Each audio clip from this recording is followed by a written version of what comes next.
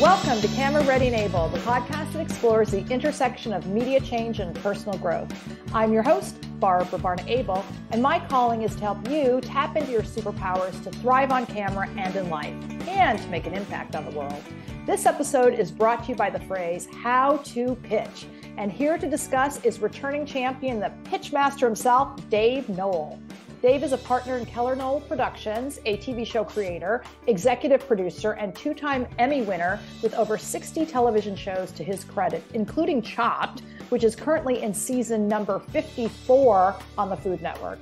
Shows that Dave has successfully dreamed up and pitched with his partner in crime, Cleve Keller, have racked up a staggering $500 million in sales.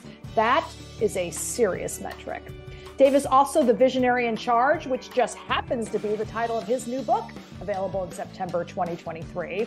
Welcome back to the podcast, Dave. I am so excited for this conversation and really thank you for saying yes again. Oh my gosh, it's an honor. I really enjoy your podcast, but more importantly, I really enjoy you. And I always have, as long as I've ever known you, since the very first time we met. Not that long ago. But, you know, it was a while. Well, for anybody new to the podcast, Dave and I were colleagues at VH1. And when I met Dave, you were a production assistant? Probably. Yeah. I was like a PA or maybe even an intern or something. I don't know. And the reason to point that out is, you know, you were a PA or an intern, and now you have $500 million in sales as the visionary in charge with over 60 television shows to your credit. So it's a pretty awesome and inspiring career trajectory, and a wife and 3 kids and a lot of lost hours of sleep. So many. Many. Again, I'm really, really thrilled you're here because you really are the pitch master. So I'm personally really excited about this. I mean, the quote unquote asking for a friend phase, or I'll just be really honest, this is an example of when I have people on the podcast because they're things I really want to know and learn. But I wanted to get in by saying pitching is not just for television. My clients and listeners pitch themselves for, money and with investors. They pitch ideas to their bosses. They're pitching products. So I really want to start out by asking, what are some of Dave's secrets to successful pitching? Look, the way I look at it is I have a section of the book. So the book is 7 main sections. And I have a section of the book, and it is called Life's a Pitch and Then You Die. And I am always shocked, because when you create and sell and produce TV shows, inevitably, you will come across people who, react with slight scorn or just outright scorn. And they say things like, well, I could never sell anything. I'm not a salesperson like you are. There's a lot of that like negativity, like I would never sell. And it's like, okay, that's totally, whatever. I don't care. But the way I look at it, and I think it's true, is life's a pitch. Life's a series of pitches. I once, tried to get my wife to go out with me. I finally, she wasn't my wife then. I finally did. And then I asked her to marry me, and she said yes. Most importantly, getting a job. Anytime you're going out for a job, almost anytime you're going against other people, you're putting yourself out there, whether it's love or work or anything important, selling anything, creating anything, anything important in life comes with a pitch. And every brand, everything we all love, whether it's Disney or Coca-Cola or McDonald's or anything, it all started with a pitch or a series of pitches. So when I get scorn, I could never be a salesperson, unlike you, Dave. I'm like, well, you will probably succeed less because you don't know what you're doing. I want to go on record as saying I was one of those people for a long, long time. No, for a long, long, long, long time.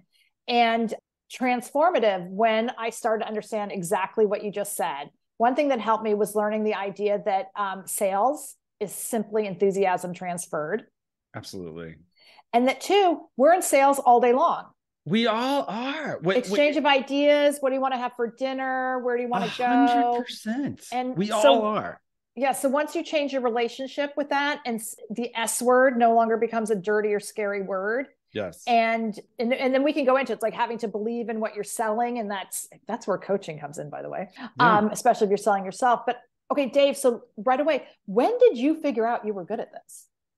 Yeah, I think it's all accidental. I really had I just had this thing for I want to create TV shows before I even knew that was a thing.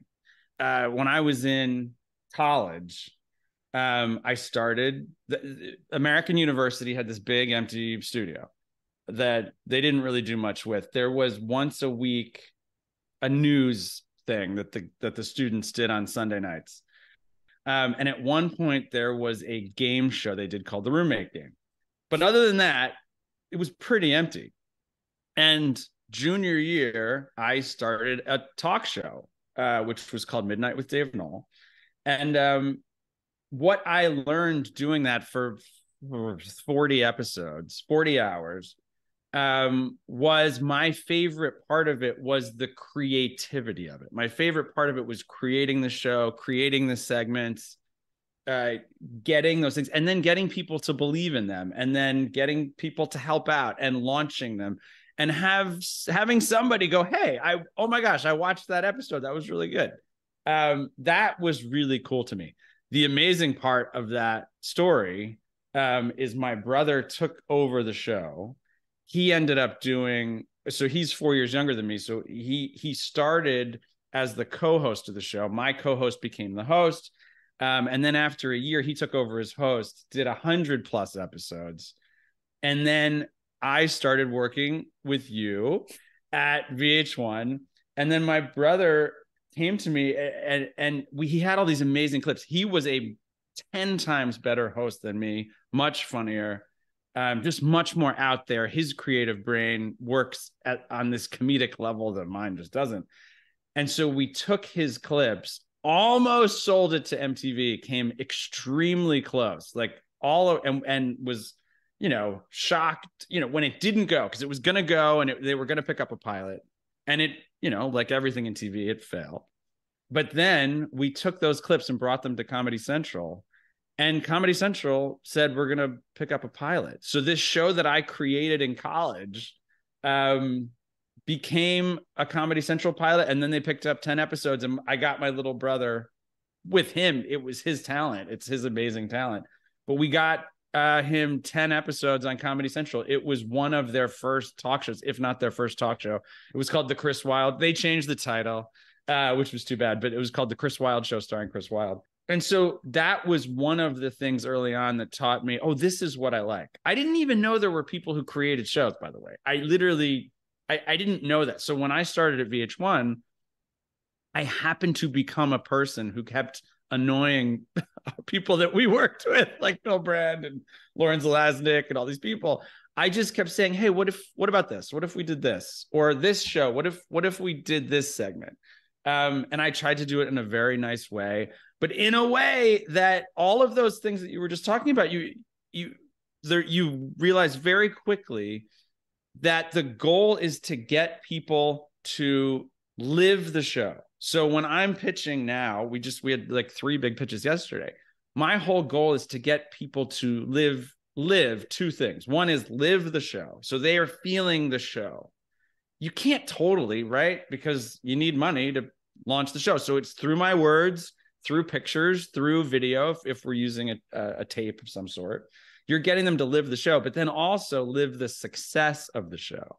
And all of that is kind of hard to do, but that one of the keys is you need to feel it yourself. And that is no matter what you're selling, whether you're trying to get a job or whether you're trying to get someone to fall in love with you, or whether you're launching a new product, obviously, you need to feel all that success yourself, or else who else is going to believe you?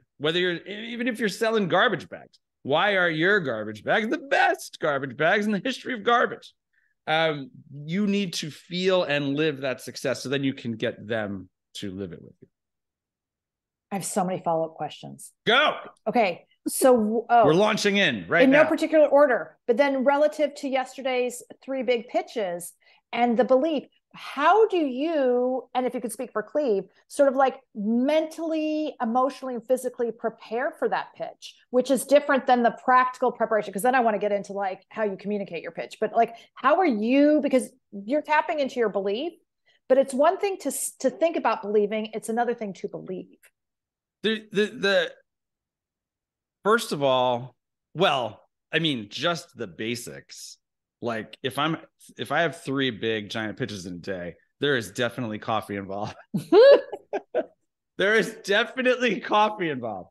And when I say that, I don't just mean to like wake me up, but I mean like just the act of that second cup or the third cup as you approach the third pitch is like reminding yourself, okay, let's, and you don't, it's the difficult thing is you don't want them to feel like, oh, you're on and it's, you want them to feel that he loves the show so much. He believes in the success so much that that's the goal.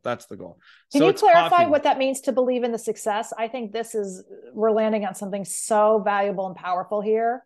Well, it's when you're pitching a show, right? I don't just want, I mean, what Cleve and I have been able to do, which, it sounds it sounds bragging, it sounds over the top, but it's true. What the truth of the matter is, what we've been able to do twice now is create the biggest money-making show in the history of 2 different networks. And you have worked in television, that's insanely hard to do, right? So Chopped, they've really had 2 gigantic hits. Diners, Drive-Ins, and Dives. Look, and I wish that was my show. That is an amazing television show. And then Chopped. Chopped is so valuable to them that it's like crazy to even think about how valuable that has been to that network and to Discovery and now to Warner Brothers. And then America Says, which is our game show, it is the biggest show in the history of the game show network. No other show comes close. We've now produced over 540 episodes. They've launched, I don't know, they've tried to launch 15 other shows on the back of our show. There are weeks where it airs 70 or 80 times in the week. And to show just how big TV can be, there have been weeks where that's over 20 million viewers. So if you add up 80 times, X number of viewers and that's 79 repeats in one new episode. That's how well the show repeats. So when I say live the success, when we're pitching a new show, say it's anything, say it's a true crime show, or say it's a new performance competition. It's a new dance competition. What we're trying to say is, look, this show isn't just good for next year, right? Because it's going to take a year for us to do the pilot, for you to watch the pilot and go, oh my God, it's amazing. These people are freaking geniuses. But you're going to watch the pilot, you're going to pick it up, you're going to buy your 10 episodes or whatever. But this show's so good that it's going to pop a number. It's so cool and original. And then you're going to repeat it and people are still going to watch it. And then you're going to order, instead of 10, you're going to be like, well, maybe we should order 20 of these next. And then there's going to be a year where you order 40 of them. And then they're 10 years from now, we're all going to talk about, oh my gosh, that was the greatest pitch I've ever taken. Whoever the executive is that we're pitching, what you want is really to change their life, right? You want to give them a show that's so successful that when they retire and someone says, what's the most valuable pitch you ever took? It's like, oh my gosh, 100% that pitch with Cleve Keller and Dave Noll that day. That's and how do you cram all that into a half-hour meeting? That's the hard part. Wait, I want to go back then, because you said this in the episode we did earlier when you talked about positivity as being part of your secret sauce and a really important aspect to pitching and developing and maintaining relationships. But you actually shared kind of the key to the Chopped pitch. And one of the things, so a tenet of communications is, meeting your audience where they are. And you sort of just alluded to this, is identifying for your listener, in this case, a network executive, how this fits in for them. Meet them and speak the language that they speak. And I think in the Chopped case, you identified where it would fit in the schedule, how helped, like there was a hole. Luckily, we knew there was a hole, that we knew they wanted one other competition. But luckily, I had worked at VH1 and MTV and done things for Comedy Central and Nickelodeon. And I asked a ton of questions. And what you learn about our marathoning and stacking and how some shows are more valuable than others. And like all this comes down to research, by the way. No matter what you're pitching, you should do more research than you've ever done. And we can talk about that more, definitely. But in the Chopped pitch, you know, first of all, we had this great line. It's called Chopped. It's basically Iron Chef, which was their biggest hit. They were trying to replicate that. But we said it's Iron Chef meets Eliminate. And that was genius for multiple reasons. One, it's so simple, but two, it's a laugh line right away. It makes people smile. We were pitching the great Charles Norlander then at the Food Network. And Charles smiled and laughed at the line. So before you even realize how great the show idea is, you're laughing. It immediately put him in this great mood. He had never heard those words before. Iron Chef meets Eliminate. And why would he? It's a crazy thing to say. Eliminate is a trashy dating show.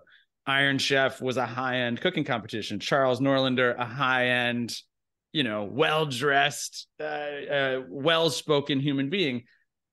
That line made him laugh. But then we were able to say, here's what the show is. This show is great. It's in a very clear, concise way. And we were able to say, look, this is the perfect show for your nighttime block where you're looking, it was Tuesday nights, where you're looking to put a new cooking competition. But it's also the perfect show. It could lead at 7:00 into any other show. It's also the perfect show to marathon. So that the clear, concise way I said that was, this could be your Jeopardy. And again, he laughed at the audacity of that statement. And it is audacious. In this particular, I've said a lot of audacious things over the years. This is the one time where it came true, where it did become their Jeopardy. It has led into hundreds of shows over the last decade. They have marathoned it on the weekends, and it does extremely well. It does better and better and better as the day goes on. So in this one particular case, it was true. So that is what we did in that pitch. So you take from being like, I'm a creative, and now to successfully sell and pitch, or pitch and sell, I need to think like a programmer. Exactly. You know, and when you learn about selling, right, you keep hearing it's all about fulfilling some sort of need, pointing out a need, or I've heard the term pain point, pointing out a pain point for them, and you're going to help them. So this isn't just a great show. I'm not just a great producer. I'm not just a great person to hang out with. But also this is going to help you, maybe even in ways you're not even thinking about today. I'm just going to mention this one thing and be like, oh yeah, we could use a show like Jeopardy. That would help us. And so that's what we do constantly. It's what we're constantly kind of trying to think of. What is the show that could be the most successful show in the history? That's when we're pitching Netflix, the whole goal is what could be the show that would be as big or bigger than Stranger Things. That when you're pitching, you know, that's the goal every time. So let's talk about research, which is one of my favorite things to do. And I think people overlook it. I can tell people overlook it because people email me questions, and I feel like I'm a college admissions officer going, oh, you just asked a question you could have looked up on the internet. Here's the best example. You ready for this? So when I was at VH1, one of my gigs was for a while interviewing celebrities, so that when a new movie would come out, they would fly. Sometimes it would be in New York, but sometimes they would fly me to LA. I flew to Paris and Chicago and all these places. Wait, how'd you get that gig? I think I said, how about we do this? And then Bill Brand was like, yeah, you should do that. And that led to this amazing gig. Amazing. Create that opportunity, Dave. Saying how about this is what about this? It has led to many amazing things for me. And I just keep figuring out different ways of saying it. But anyway, so in this case, one of the people I met, let's say 4 times over the course of like 3, 4, 5 years, was Arnold Schwarzenegger. Amazing. And at the time, he's putting out action movie after action movie, and then also these comedies, etc. So the first time I met him, it's like anything. You go into this room, there's cameras there. You sit down, you ask him questions. And he was great. He was just so nice. Hello, David. How are you? Call me Mr. Call me Arnold. Call me Arnold. And he has this gigantic handshake, et cetera, et cetera, et cetera. And the first time was great. He was great, but it wasn't memorable in any way. It was like every other interview I've ever had. The second time I go in, so that's now a year later. It's for a totally different movie, right? He had launched a movie the year before, year and a half before. Now it's a year and a half later. I'm going in. At this point, I had interviewed 100, 200, whatever it is, 100 plus celebrities. And it was very hard at that point to surprise me. It's always the same. So I go in, and immediately he stands up. So first of all, he's this gigantic guy. I'm 6 feet tall. I'm not small, but Arnold Schwarzenegger is Arnold Schwarzenegger. So he stands up, crazy handsome, looks amazing, reaches out his hand, and right away, hello, David. How? And I was immediately taken aback just by that act. The most celebrities will just sit there. They'll be very nice. It's very quiet. Arnold stood up, whatever. And I said, hey, how are you? Good to see you again. And me in my brain, I'm like, well, he has a list of people, so he knew my name was David. This is not hard to figure out. And I said, hello, Mr. Schwarzenegger. I always was I just thought, wow, these are big, gigantic stars or gigantic directors or whatever. And he did his thing where he's like, David, call me Arnold. And that whole big thing. And then we're standing there. He says, call me Arnold. And then he goes, how is your lovely wife, Jennifer? And how is your daughter, Sarah? And I literally was shocked. I didn't, I'm sure if there was a camera on me, you could see my brain crackling and like breaking apart. And I was like, oh my gosh, Jen is great. At that point, I had been married maybe 3 years. And Sarah is maybe 5 years. And Sarah was like, say 2 years old. Sarah is wonderful. He said, how old is she again? And I said, she's 2. And then he was like, wow, it's such a great time. And we started talking about having kids or whatever. And then we sat down, and the whole thing, first of all, again, my mind is blown. I'm trying to think about what my questions are supposed to be, but it made the whole interview just 10 times better. I was more relaxed and shocked. I was asking him these questions. It was like 2 old friends immediately. And I could not figure out what had happened. It just didn't make any sense. And then, of course, the answer is obvious. I left. I was shocked. I go back into this room with all these other interviewers, all these other people from different places all over the country. One person was like, how was the interview? I knew her well, and she was much more experienced and probably 20 years older than me. And I was like, Arnold knew my wife's name, and it was so weird. And she was like, oh, he has note cards. And I was like, what do you mean? And I was like, this doesn't make any sense. And she's like, well, the first, you've interviewed him before. I said, yeah. She's like, well, the first time you go in, he probably asked you about your wife, whenever he has an assistant write the key things down. So then the next time you come in, and the older I got and the more experienced I got, and the more I started pitching more, what I realized was all that was research. All that was him going, because what I didn't realize is in those instances, when I'm meeting Julia Roberts or Tom Cruise or Schwarzenegger or Whoopi Goldberg or Samuel L. Jackson or whoever, I was always thinking about how amazing it was for me. I was not thinking that at that moment, they're selling me. They're trying to get me to promote their movie. I did not even think of that as the relationship. That did not register to me as a 28-year-old or however old I was. What I realized was that's what they were doing. And he was great at it. Some of them were just 10 times better at it than everybody. And that's, I think, why they became so globally famous. Schwarzenegger was amazing at it. Tom Cruise was amazing at it. Will Smith, this was pre-slap, obviously, but he was amazing at it and made you feel fantastic. Julia Roberts. Some people were just so good at it that you ended up promoting their movies more because they were just such great people. And that when I say research, it's not just like when we're researching, say we're pitching Disney Plus, you don't just want to know everything about Disney Plus and everything you can about what has done well there and what has failed and who their competitors are, all the obvious things. But you also want to know who the person is you're pitching, as much as you can about them. What successes have they had? Successes then lead to decisions, right? And if they've had a success in cooking competition, they're much more likely to buy another one.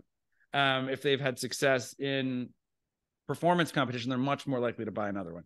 So research, I think it is the be all and end all of a great pitch. Positivity, obviously, that's one of the things I always talk about, but research is it's crazy to me that people don't do it as much as they should. Hey, that was a masterclass. That was incredible. We should edit that and sell it to masterclass. That was so phenomenal. I do actually want to give a permission slip to people who are listening, because I don't know if you hear this, but this comes up for me sometimes.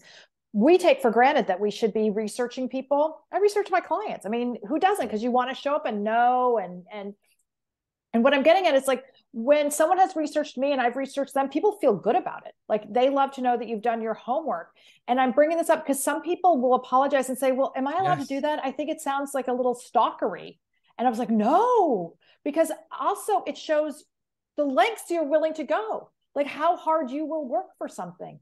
I always say polite and persistent. So I get apologies about that same thing.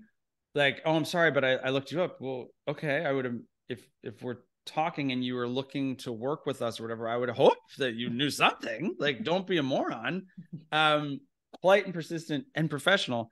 And then what happens is people will follow up and they'll say, I'm so sorry.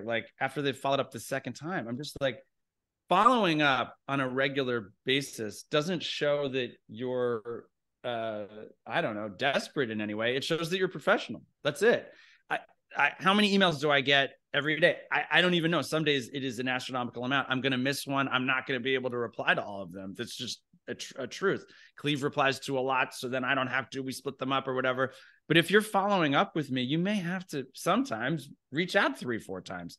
As long as you're polite, professional, persistent, these are good things. These are not bad things. Any other mistakes do you see people make regularly that we could correct right now? Negativity. It's weird how people don't. This is because when I started, so I worked at MTV, VH1. I worked with you. Every day was wonderful. And then when I started pitching on my own and creating on my own, I took 1,000 pitches. I basically reached out to everybody and said, I had gotten a pilot on VH1 and a pilot on Nickelodeon. And I was I'm selling things. I'm amazing. I'm on top of the world. If you have any ideas, come and pitch me. So comedians, producers, writers, all of these people came and pitched me because I also didn't have enough ideas on my own. Now, Cleve and I don't take pitches anymore. We haven't for 10 years because our whole thing is creating. And that's what we do constantly. Back then, I was I need to learn this process. I need to meet people. So I took 1,000 pitches. And what you find is a lot of times people don't do their homework. A lot of times people don't do any research. They're just kind of spitballing. And it felt oh my gosh, that idea you had in the taxi on the way over or whatever, in the subway. But one of the most shocking things was negativity. It is weird to me, but it does happen that people's insecurities, people's weird internal negativity comes out in weird ways. We were pitching with someone who is a big time unscripted television producer. And it was crazy to me. We're pitching, say we pitched 10 different places. He and his partner had just had a pretty big failure, 9 months before, a year before, whatever it was. But the crazy thing is, failures in TV, people just don't remember because there's tons of TV, so they come and go. For the first, say, 2 or 3 pitches, he kept bringing up that failed show in weird ways. He would say, well, this show is different than our last show, whatever, blah, blah, blah, blah, blah. This show's different in this way. And you're just dude, don't bring up that you just had a massive failure. It doesn't make any sense. Then the next pitch was even in a slightly different, it was like we were talking about something else. He was like, well, unlike that last show, now that didn't do well, but this is different. But unlike that last show, we're doing this. And eventually we had to go to the partner and say, is this as weird for you as it is to us? And he said, yes. And so the guy stopped doing it. But the negativity seeps in different ways. It's never smart. I don't think it's ever good. If you're trying to get a job, please don't talk about the time that you got fired. It just doesn't make any sense. Positivity has always been, I've just always been kind of a positive person, even when I was a kid.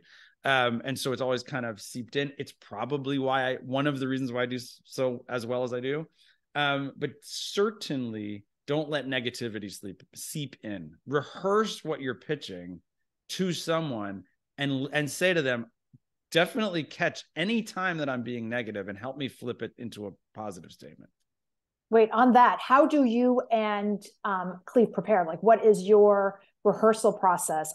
You're coming back for another one because I still want to go through the 1,000 steps you have to take to even get in front of somebody. And I want to circle back, and I didn't even get a chance to go into, like, how did you as a 20-something-year-old with your brother even have the wherewithal to get into Comedy Central to pitch and successfully sell a show? That's a whole nother episode. You're coming back to explain that one. But in this case, I would just love to, like, on a wrap, like, it's like, so, because as you just said, rehearse in front of someone, which to me is like kind of a 101. And I don't mean to be dismissive, but I can't tell you how many people, it's one of my top 10 core tenets. Winners don't wing it. This whole idea that you're better when you go in off the cuff is a fallacy. That's not true. And there's data to support that. But so how do you bounce off each other? Do you have other third-party people? Do you record yourselves? Do you create, I don't know, giant cutouts of the people you're pitching? Well, when a pitch comes, and one of the things I've learned about myself personally is that I do work better under pressure. So there are certainly many, many, many times where we're not completely ready for the pitch, but we schedule it anyway. All these pitches are 2 weeks out, 3 weeks out, 4 weeks out. So it kind of forces that energy. It forces the two of you to talk about it. Oh, it's coming up in a week. It's coming up in 3 days. It's coming up tomorrow. And so, but yes, we've done it enough now that there's an obvious shorthand, but we rehearse the pitch so if one of us usually has written the presentation, one of us has usually done a little bit more. So one of us will say, okay, here's what I'm thinking about this pitch. And then you launch into it. And then the other person goes, okay, but as soon as you said blank, it signaled this in my head.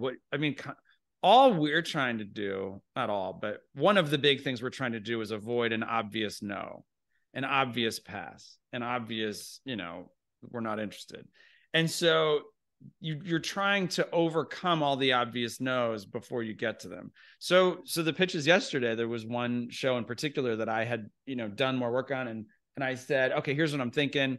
And I went through the pitch with Cleve, and she said, well, just keep in mind when you said this. And I was like, of course, yes, dumb. And then she was like, then that other thing you said, it's not clear enough. And that's so much of pitching, whether you're pitching yourself, so much of it is be clear.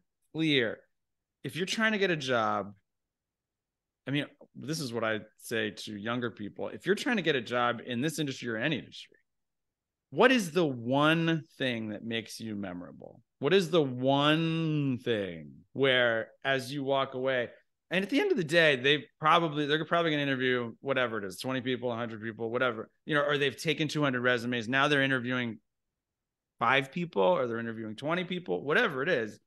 Well, you need to be memorable. If you've gone to Harvard, that's your thing, right? You should say the word Harvard 5 times in different ways. But I've seen people get hired because of I saw this happen where this woman got hired over somebody else because people just kept talking about the red glasses she wore. And it wasn't that, her resume was worse than somebody else. It's just when it comes down to, we got this resume, every basically is about equal. She got the thing because she wore the red glasses. I've heard, getting into college is very, very similar. right now, what they're looking for is, what's the one theme about this kid that we can remember? What's the one thing? And so when we're pitching, we routinely say, what is the one thing that we're selling? What, more than anything, with Chopped, there was a lot going on, obviously, but the one thing I hit was Iron Chef, because that time, that was their one cooking competition that did well. So I must have said the words Iron Chef 5 times in different ways, in different parts of that pitch. I kept going back.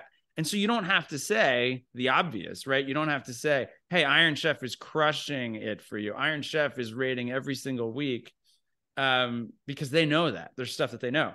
But every time I said, well, so an Iron Chef in Act 3 and 4, it gets a little bit slow, but in Chopped, it's never going to get slow because there's 3 different competitions. What I'm doing is repeating that word Iron Chef again and giving the pain point. They see the ratings. They know that it dipped in the middle. Chopped isn't going to dip in the middle because it's got 3 different competitions every single hour. So unlike Iron Chef, there it is again, ding, ding, ding, Chopped, da, da, da. And that's kind of what you're trying to do. What is the one thing? On both those shows yesterday that we were pitching, I think yesterday in those 3 pitches, we pitched 3 different shows in different ways. We knew what the one most important thing was every single time. And it's very different per show. One was the talent we were working with. One was the play along at home, where we were like, people are going to yell at the TV. One was, this show could last for 50 years. This show's such a classic that so it's a different thing every time. But people can only remember one thing. They're only going to remember one thing. So what's the one thing? Oh my God, Dave, I could talk to you. I could hold you here hostage on my podcast for hours. But I won't do that. But I do want, in closing, if you could give us a little amuse-bouche about the visionary in charge. Oh my gosh. The book is coming in September. We're about to announce the official date. Finally, we're about to launch the website. Finally. But it comes out in September. It is called The Visionary in Charge. 7 simple rules. And as I said, one of them is life's a pitch and then you die. But 7 simple rules, because just one extraordinary idea can change your life. And it's so true. You see it time and time again. And in the book, I talk about not only my own personal stories, and Schwarzenegger's in there, but I talk about Oprah and Stephen King and Walt Disney and all of these different people who I've either met, so Barry Diller, Jerry Weintraub, Tom Cruise, Celine Dion, I've either met, worked with, or just studied extensively. And you see it again and again and again, just that one extraordinary idea can totally change a person's life. And so that's what it's all about. Oh, I love it. By the way, thanks to you in the last episode, I read the Jerry Weintraub book and I got a lot out of it. Oh my gosh, it's such a great book. Jerry Weintraub only wrote 1 book. It's awesome. That, and then the Brandon Tartikoff also wrote a book. No matter what you're working on, no matter what field you're working in, Tartikoff's book is amazing. It's unbelievable. Okay, thanks for the tip. Adding it to the list. Thank you, Dave, so much. Can't wait to have you back for the book launch. Always welcome. Thank you. And thank you for listening to Camera Ready and Able. If you're looking for help tapping into your greatness and becoming a better leader, please shoot me a note via my website, ableintermedia.com, and be sure to download my free ebook, 12 Tips for Success on Camera. And as always, please hit the subscribe button if you haven't already.